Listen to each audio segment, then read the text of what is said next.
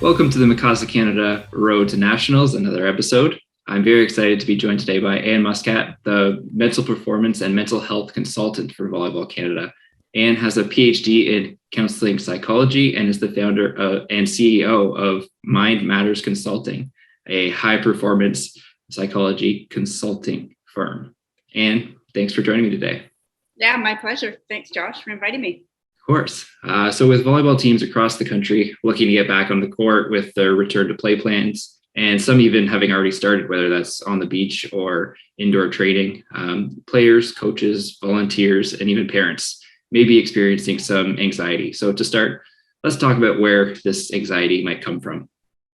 Okay, so generally there's in general, there's like two types of anxiety. There's trait anxiety and state anxiety. Trait anxiety is more like a genetic predisposition, so part of your family, personality, it can be intergenerational. And then there's state anxiety, which is more from the environment. And we've all been living this pandemic for the last year and a half. And that would be, I think, the primary anxiety where what coaches are dealing with and athletes and parents. So that's more environmental anxiety. So it's state, which is the situation, the pandemic, the environment, or a trait, which is more genetically bound. So those are the main two places anxiety come from. And it, because of the pandemic, there's a lot of uncertainty, a lot less now, hopefully for most people, but when they're reintegrating, there's more uncertainty into this new environment that they're going back to. It's kind of like going to school for the first time. They haven't been at school for almost a year or whatever it is. Yeah, that's the analogy I try and use. Okay, perfect. And so what can participants do to kind of work through this anxiety, as I'm sure it's creeping up on a lot of people? Right. So, I mean, first of all, talking about it is really helpful, and just labeling it. What are the questions? What are the uncontrollables that they're wondering about, and engaging with their coaches, or the coaches talking about these with the athletes, and identifying what controls the coaches have in place, or what protocols the coaches have in place, and sticking to those protocols. So creating more certainty, and then creating plans to help them through those uncertainties. Yeah. Yeah, you mentioned coaches. What should coaches be on the lookout for to detect anxiety or other stress in their players?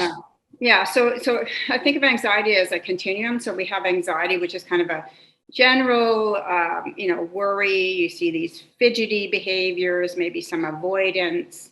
Athletes might be talking about feeling their breathing has changed. Avoiding people.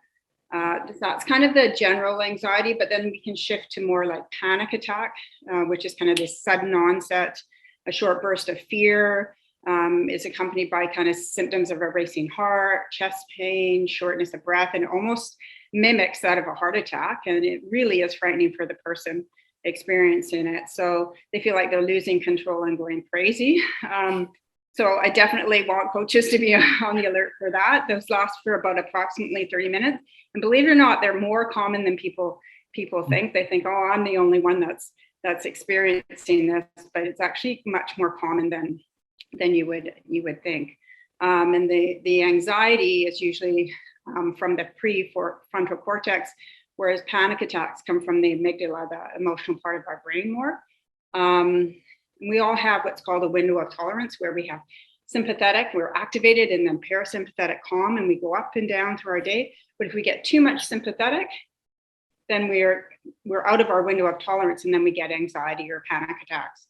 So for coaches to monitor how much activation is going on, and making sure that there's these calm times, activation and calm throughout training, or watching the athletes individually. If they see those behaviors, okay, now I need to do sort of a calming activity or a connection activity to help the athletes through that. So those would be some of the things I would be watching for, is those behaviors. Yeah. Okay. And then you mentioned the calming activities. So after recognizing that a player might be anxious, what should coaches do then? Yeah, I mean, I think the easiest one, and I'm all about this, is actually getting the athletes to breathe. If you could get them to do 4 in, 6 out, 4 in, maybe hold it for half a second, 6 out, hold it for half a second, and do that for 6 times. That's 4. I mean 6. I got my mic in my other hand, but if I was to show 6, there would be 6 fingers there. So 6 breaths will kick in your parasympathetic nervous system. So you can implement that anywhere in training. And so you feel, you're kind of monitoring the athletes and seeing what's going on. I know a lot of coaches do it with the serve in volleyball, breath anyway. So getting them to practice that, hey, we're going to practice what we do for serve, just because the coaches have noticed that things are being a little bit overactivated, they can do that. If they see somebody having a panic attack, they can get them to ground, and that's usually through breathing or focusing on different things in their environment. It usually really helps as well. And reminding the athlete who's in the middle of a panic attack that this will pass. Even though it feels dangerous right now, it's not going to be forever. And a lot of people, even on the national teams, have panic attacks. And it's actually something that's quite normal, especially with the layers of what everybody's been through in the last year. So that's generally, the breathing is a quick and easy one. Grounding exercises, getting them to look outward and identify 5 things or 5 colors in their environment, or quick ways to do that. And you can make them games, right? Yeah. So the athletes don't know it's therapy or whatever you want to call it. Yeah, that's a good tip. And is there anything that parents can do to help ease this return to play anxiety? Yeah, I mean, I think parents are key. Parents are the role models, just like coaches are. And, I'm a parent, and monitoring my own anxiety and not really hyper focusing on news, media, COVID, but asking their son or daughter, do they have any questions? And ensuring that the athlete has the choice to go back, rather than, if they're feeling like they're being forced to go back, that's not a really good scenario. We know for mental health, you want to give the person choice. And then also really making sure there's a good connection between the parent and the child. So a really secure connection, doing activities where I talk about oxytocin releases with connection. So the parents can really be supportive, be the role model, minimize the COVID talk as much as possible, but listen to the concerns of the athlete. And I know a lot of athletes tell me, my parents want to fix me. And it's like, actually, most of them just want to be heard, right? And that empowers the athlete to have the choice to go back, and they'll be more motivated as well. Yeah. Yeah, perfect. We've talked a lot about anxiety. Is there anything else that players, parents, and coaches may be experiencing with the return to the court, and how can they work through anything else? Yeah, I think generally most athletes, well, number one, there's been no competitions for a long time, and competitions increase anxiety. So putting plans in place for like pre-competition tournament plans would help.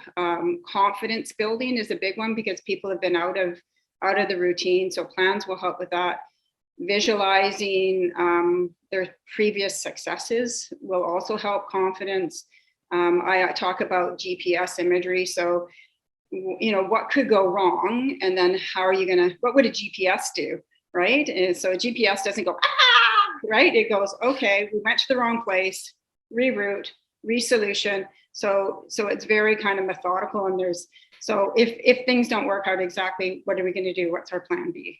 So building confidence is a really big one. So, and athletes feel more comfortable in the environment until they get to the level they were at before. So the other piece I think that isn't in the back of my mind is injuries, because people have been off for so long that not moving too fast, because then the athlete will get injured. So really taking the time and pacing, or making sure the athlete's fit to return would be the other piece. Yeah. That's great. And thank you very much for taking the time today and joining me on this episode of Mikasa Canada Road to Nationals, and talking about mental health, anxiety, and just providing some advice for clubs as they look to hit the courts. Yeah, my pleasure. Thanks for inviting me, Josh.